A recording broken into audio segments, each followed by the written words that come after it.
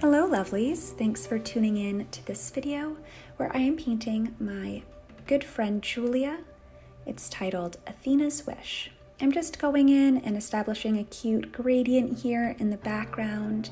I wanted something light, hopeful, optimistic, sweet, just a cute pastel-y sky. I had put down some masking fluid before filming to protect the skin and the clouds, and you can see I was struggling a little bit here with the greens and the yellows. The green that I was using, I do love the color, but it tends to take everything else over. You can see that it's spreading through the blue and the yellow. Definitely had to fix that a little bit. I'm going in, sopping it up and trying to relay some of that blue in there.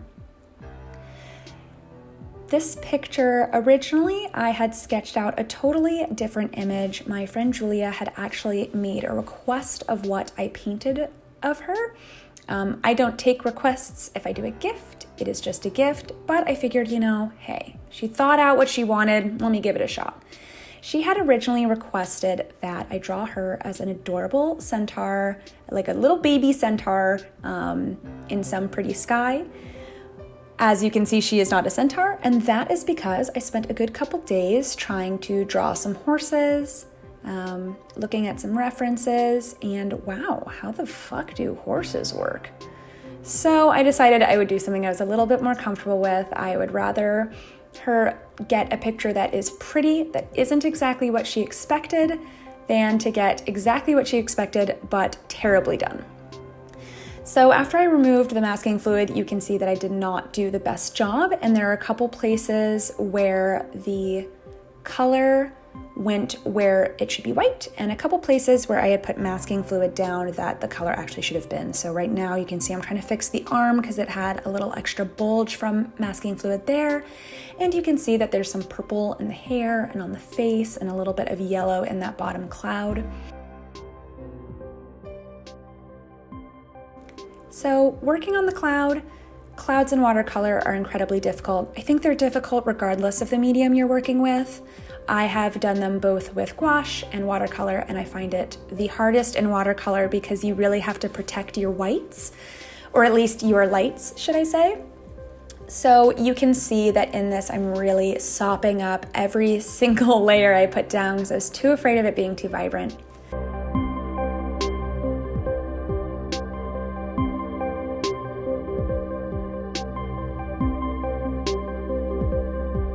Unfortunately, in this top cloud here, you can see that the camera really just made it glare, which is unfortunate because I think it came out a little bit better than the bottom one.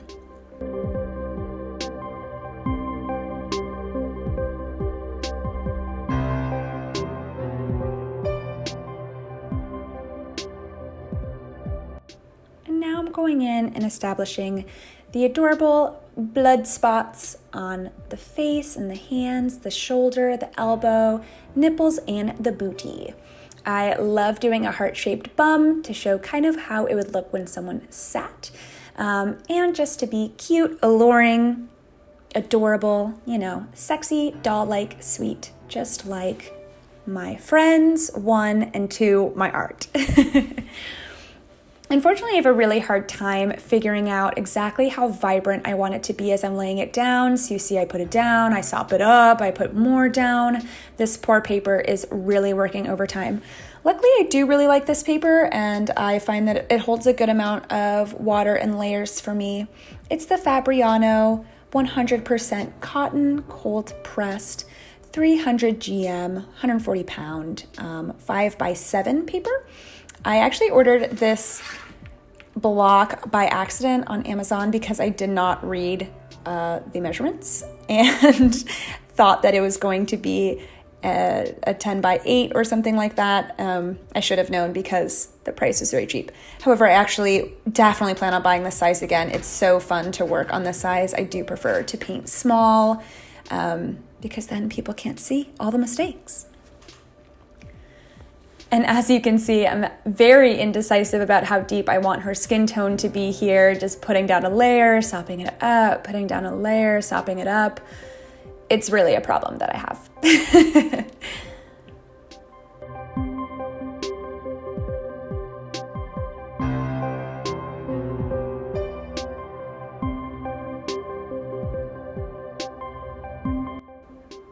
I'm just going in and putting down the shadows. Again, indecisive about where I want them to go and how I want them to be.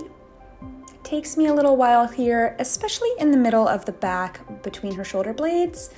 I was a little uncertain of how I wanted them to look, and because it took me quite a few tries to draw in Julia's shoulder tattoos, there was some erasing going on in the page. The page is a little weaker there, a little more open.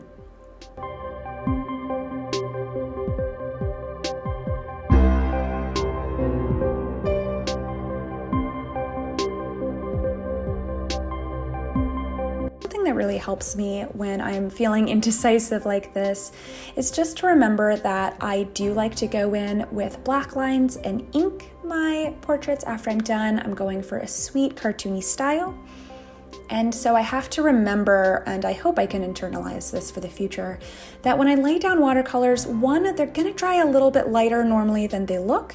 And additionally, once I put in that black line, all of the shadows are going to seem so much lighter, and sometimes it's really hard for me to keep that in mind. You can see just how many times I put shadows underneath the arms and the shoulder blades and the spine on the butt, and it's still very light at this point.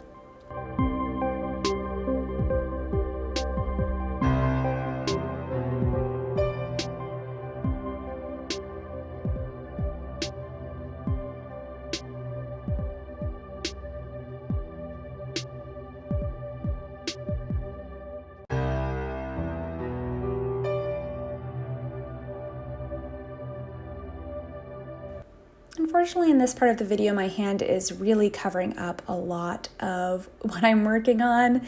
It's something that's very difficult because I do prefer a full top-down view while I'm painting, just because it helps with the proportions not getting too skewed, but at the same time, my hand is just always in the way. That's something that I definitely am trying to be more cognizant of as I film, but hey, you're just gonna look at my pale, veiny hands so much in this video.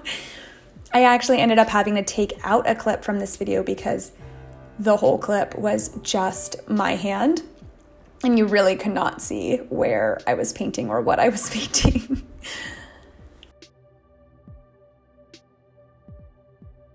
Her face in this is very small, so I was trying to be very, very careful about laying down some of the color on her face, but I did really want her cheeks, her lips, and her nose to be ultra prominent.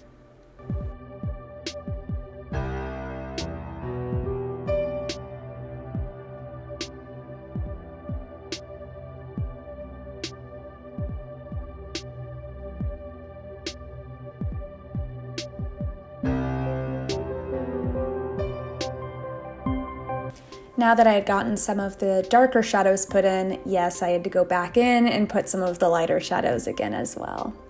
And so here I'm trying to cover up that mistake I made by letting the purple get into the hair by putting some other colors in the hair too. So I put a little bit of pink, a little bit of light blue, just to reflect the sky, which I'd kind of planned on doing anyway, but I definitely wanted to make sure that it matched the mistake I had put in. So now I'm going in with her hair. Julia is a beautiful blonde, but I find that blonde hair is so hard to paint.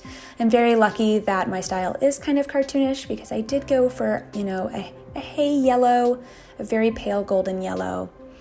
This is the part where I skipped ahead because it was all hand, but you can see I put in some texture marks for her hair. And here I'm going in and inking. I did not film the part of me inking in her tattoos because instead I looked at a picture of her tattoos while doing it just to make sure it came out right. This is one of my favorite parts of painting. I love doing line work. I find it so relaxing, and you really get to see your painting come together when you're doing the final lines.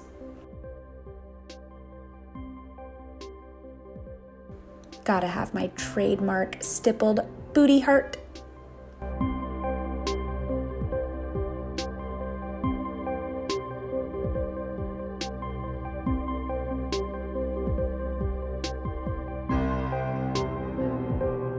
I skipped ahead because I struggled so hard on her face. I didn't end up filming me actually inking her face in.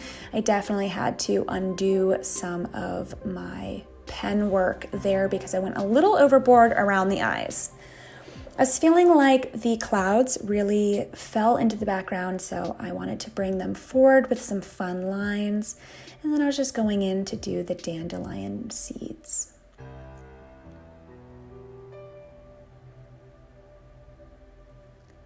Some of my line work was a little uneven. It's very hard to do fine line work on watercolor paper because it is textured, so there's always a little bit of jitteriness in the hand, and I don't have the smoothest hands of all time, so I just went in and made some of my lines thicker. I did the same in the hair because there were some parts of the hair that just the lines didn't match up or weren't as smooth as I wanted, so I went in and made some thicker chunks. After I had done that, I felt that the rest of the line work I had done was just much too thin, so I kind of went around the whole thing and made it a little bit thicker.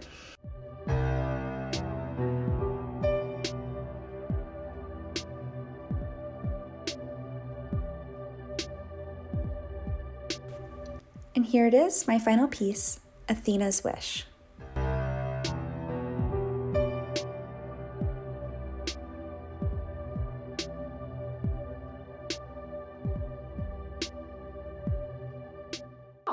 Thank you so much for making it this far and watching my new video. Your reward? Seeing me looking made up and presentable, probably for the first time since my last video, now that I think about it, which is super cool. Anyway, y'all know the drill. If you liked it, like it. If you want to see the next time I put on makeup, subscribe because it will almost surely be for my next video. I'm not really seeing a lot of people in real life these days. That being said though, I have been very busy, so hopefully the next time I talk to you guys, I'll have more to talk about. But today I don't really, so bye, thank you.